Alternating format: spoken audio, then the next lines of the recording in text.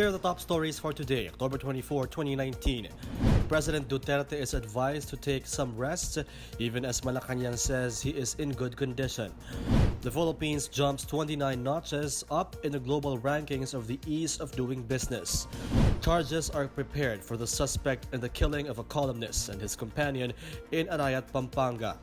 And the country ranks 8th in the Condé Nast Travelers list of most favorite countries in the world.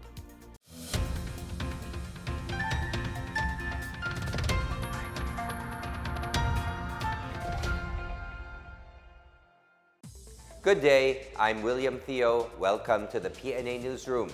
Malacanang on Thursday said that President Rodrigo Duterte is now feeling much better after experiencing pain in his lower back.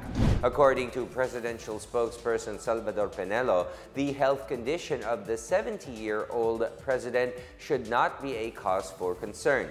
Duterte initially refused to seek immediate treatment after falling off his bike inside the Presidential Security Group compound in Manila on October 16. However, an excruciating and searing pain in his lower spine and pelvis forced him to undergo a medical checkup with his neurologist on Wednesday.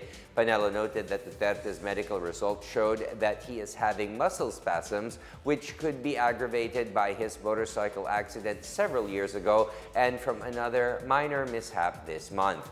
Despite his current condition, Panelo said Duterte preferred to attend local and foreign engagements in the coming days.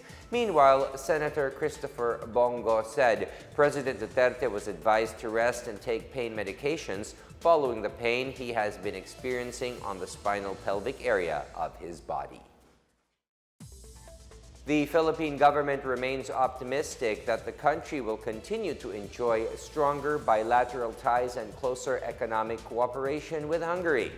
DFA Secretary Teodoro Locsin Jr. on Tuesday said the country sees a reinvigoration of the Philippines-Hungary ties following the reopening of the Hungarian embassy in Manila on March 2017.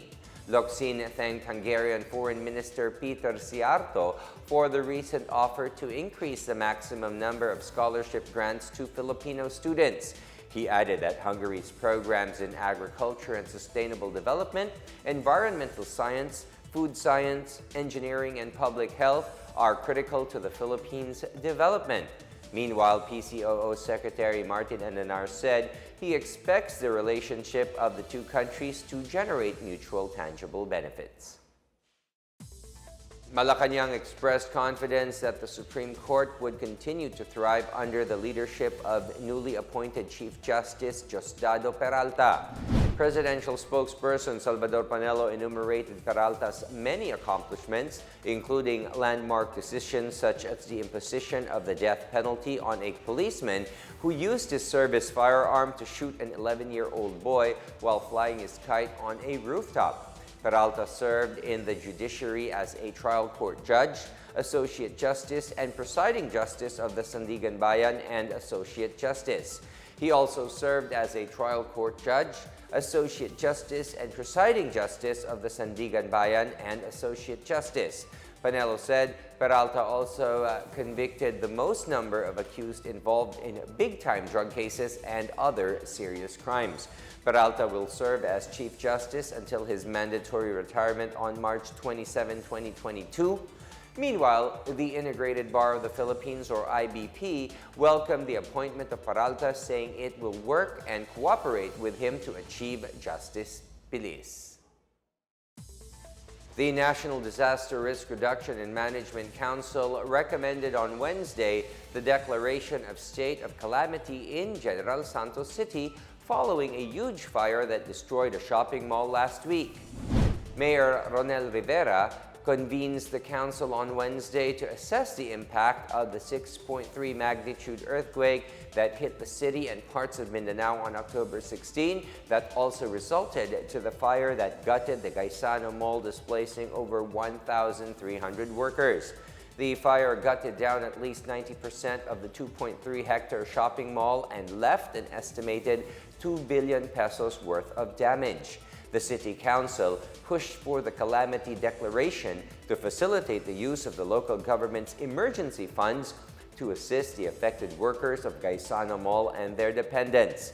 They are also currently working with various government agencies and local companies for the provision of additional assistance to the affected workers.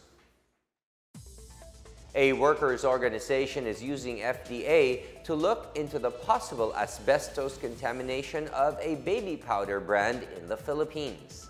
And Maynilad and Manila Water announced water interruption for this coming week. More on this from Lade Cabagani. Maynilad and Manila water consumers experience a rotational water service interruption starting today, following a reduced allocation from National Water Resources Board. This as Angat Dam's current water elevation declined. National Water Resources Board Executive Director Civilio David Jr. appealed to the public to conserve water to lessen water demand from the dam. Posible po yun, no? Kasi nga po, sabi nga natin, hindi po normal ang alokasyon na binibigay po natin ngayon sa water supply. No? From 46 to cubic meters, minsan nga umabot ng 48 yan pag medyo mataas ang demand. Pero ngayon po kasi is 40. So may reduction po yan ng mga 12 to 15% no, sa alokasyon na nagagaling po sa Angat Dam. At wag po tayong maaksaya sa paggamit ng tubig at iayusin po natin. No? Wag nating hayaan na maksaya po yung mga tubig sa mga kabahayan natin. At i-recycle po natin kung maaari po. No?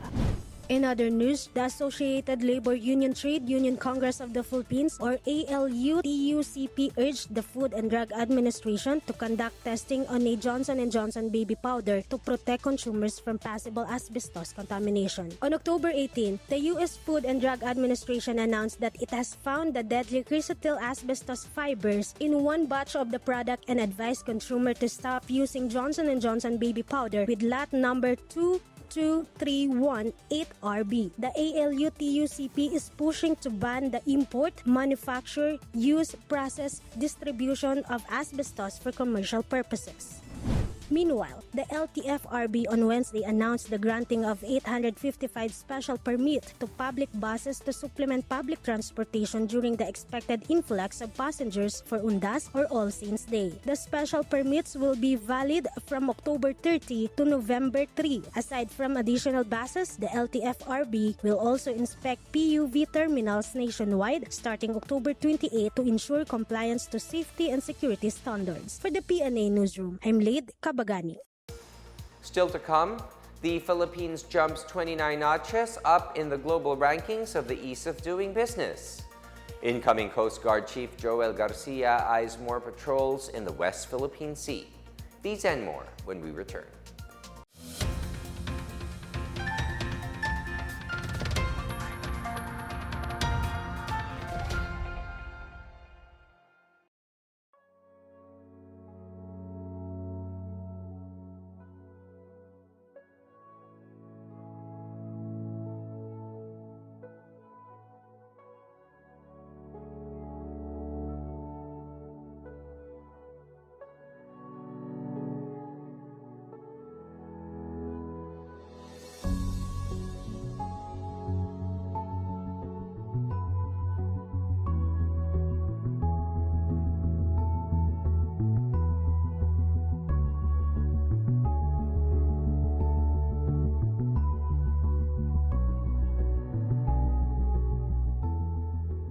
Time that to remember their names one by one, and I can remember the time how they fought. So this is the way that being a commander, really trying to remember everybody, remember every names who have sacrificed for the liberation of Marawi. And this is the only way that we can show to the people that we will always remember them and we will not forget.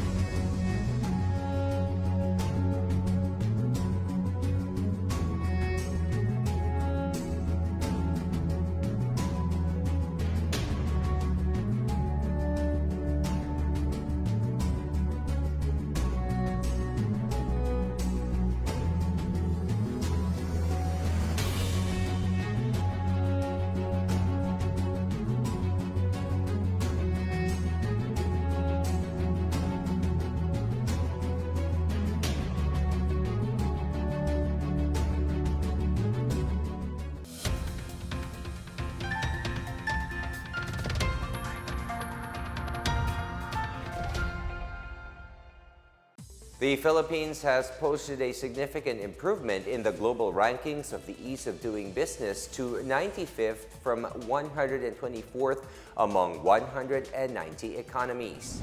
The World Bank on Thursday released its Doing Business 2020 report, which indicates that the Philippines is one of the top 3 high jumpers among the economies covered by the study. The country also recorded the highest improvement both in rank and ease of doing business score among ASEAN member nations.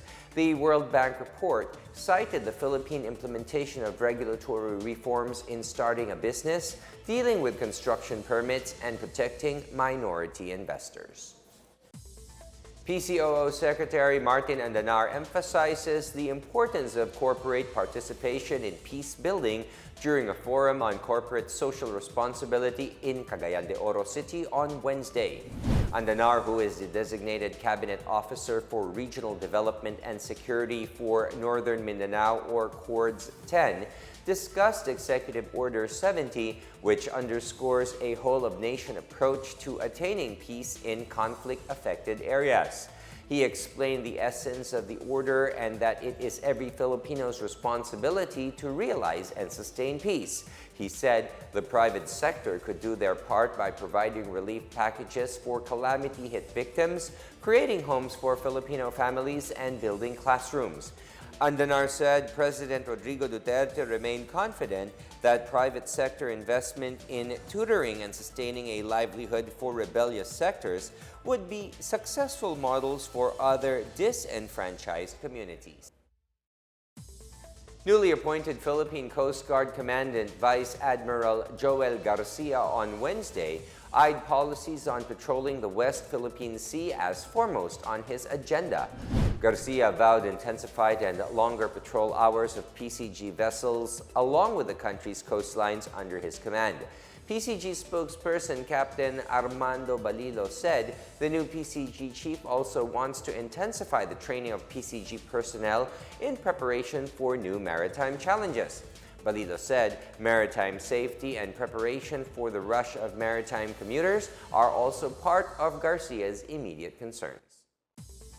The Philippine Competition Commission's looking deeper into so-called middle phase transactions in rice trade as retail prices remain high despite falling farm gate prices. The PCC and the Department of Agriculture have sealed a partnership to investigate the possible manipulation of rice prices in the country. PCC Commissioner Johan Bernabe is referring to the involvement of middlemen, traders, millers, and wholesalers in the distribution and facilitation of distribution of rice to the end users. Bernabe noted that there are certain relevant markets which seem to indicate that it is worth pursuing whether there are some anti-competitive behaviors going on. He said it is difficult to state if there is a cartel among all middlemen in the whole country. The PCC vows to enforce the full force of the law and sanction if such behavior is proven true.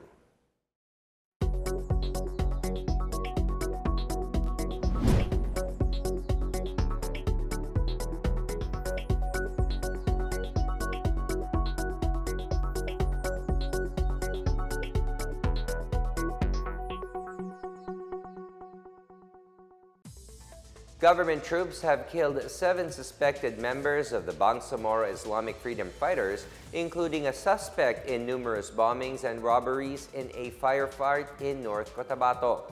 More on these and other news from the provinces from Janice Cabe. Joint military and police forces killed 7 alleged members of the Bangsamoro Islamic Freedom Fighters in a clash in Midsayap, North Cotabato on Wednesday. Initial military reports identified one of the dead as Mama Makalimbol, wanted for multiple frustrated murder charges, and North Cotabato's third most wanted man for his role in roadside bombings and highway robberies. Makalimbol's group operated under BIFF Commander Bungos, the alleged mastermind behind the series of bombings in central Mindanao in recent months. Meanwhile, 9 barangays in Lamitan City and Tipo-Tipo town of Balsilan have declared 16 suspected members of the Abu Sayyaf group as persona non grata in their villages.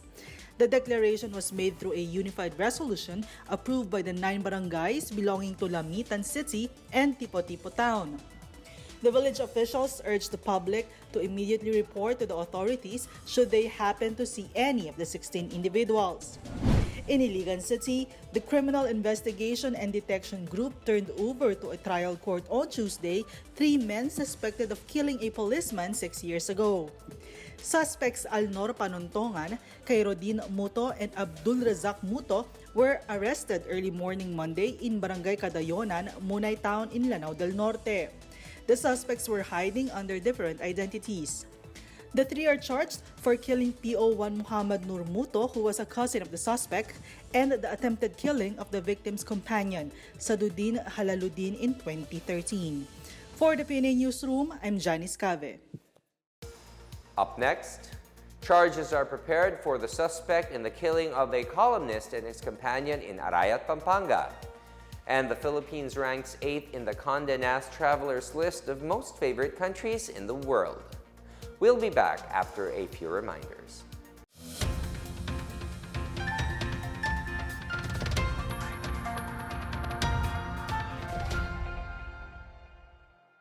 Laking pasalamat po ang pagbigay nila ng permanent shelter kasi mahirap din sa amin lalo na sa side farm which is di naman totally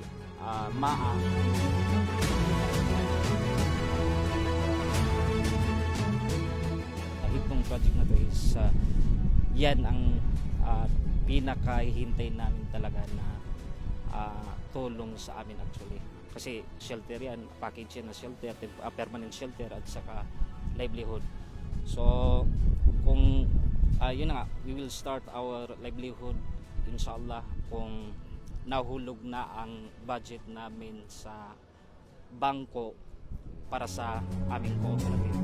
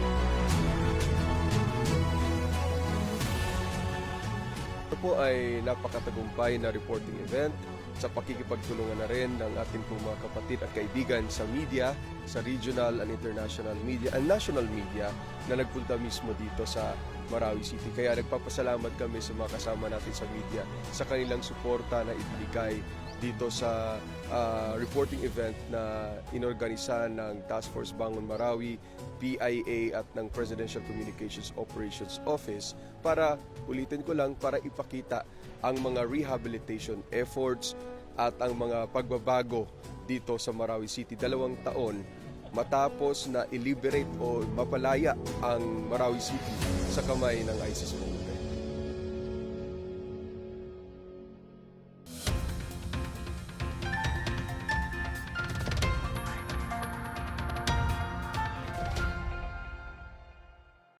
Charges of double murder will be filed this week against a suspect in the twin killings of a tabloid columnist and his companion in Arayat, Pampanga last Sunday.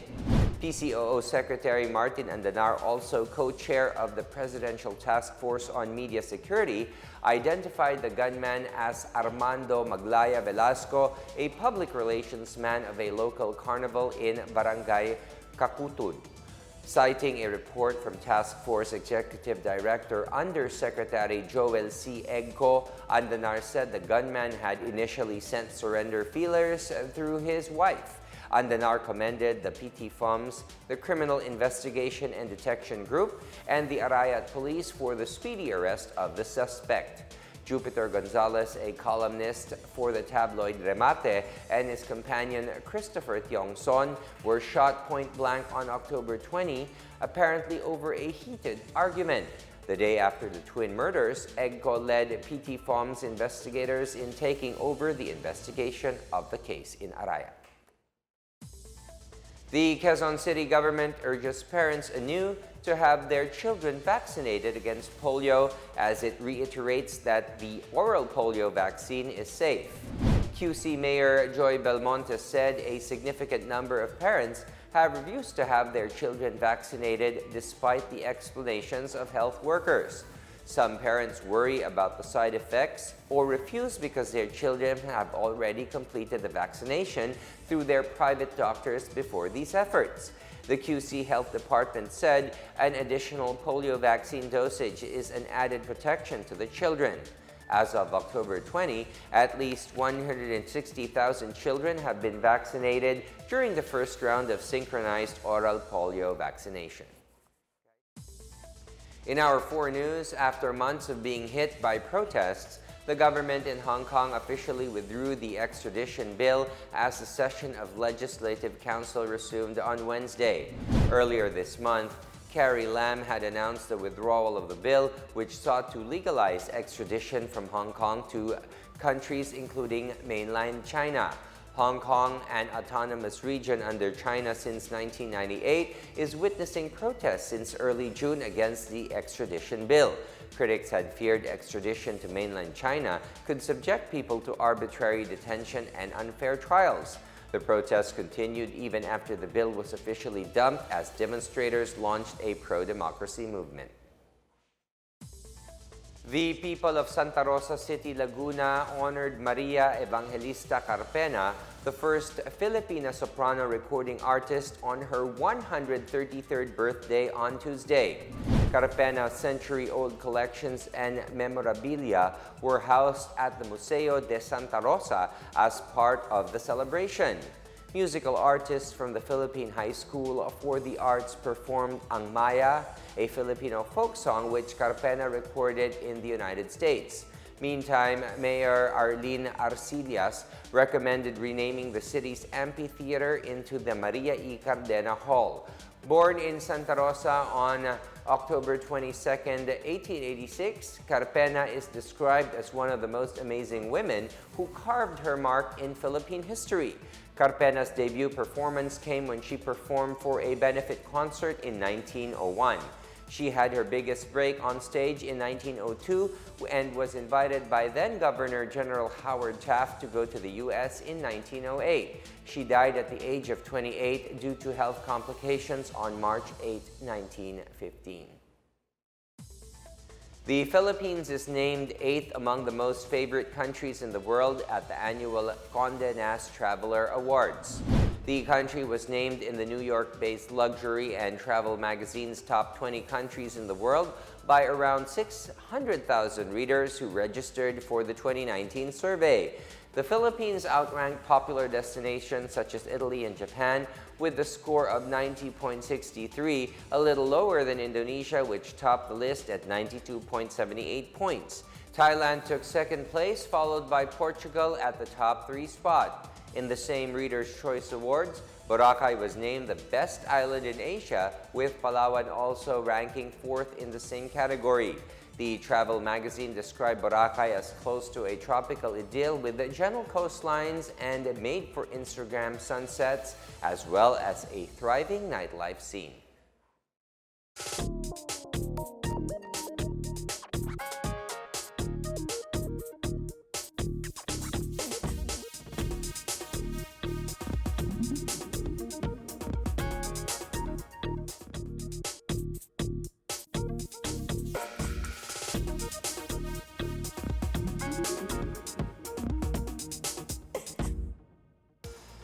Let's take another look at today's biggest stories. President Duterte is advised to take some rest, even as Malacanang says he is in good condition. The Philippines jumps 29 notches up in the global rankings of the ease of doing business. Charges are prepared for the suspect in the killing of a columnist and his companion in Arayat, Pampanga. And the country ranks 8th in the Condé Nast Travelers list of most favorite countries in the world. Thank you for watching another episode of the PNA Newsroom. To check out more news content, check our webpage or head on to the Philippine News Agency's Facebook and Twitter accounts. For more stories about the government and how it serves Filipinos, look for these hashtags in all of our social media platforms and websites. We are shown on the pages of the PCOO and its attached agencies. Also, watch us on television on PTV4 and IBC 13. And that's your daily dose of the biggest stories that you need to know. From the PNA Newsroom, I am William Theo. Good day.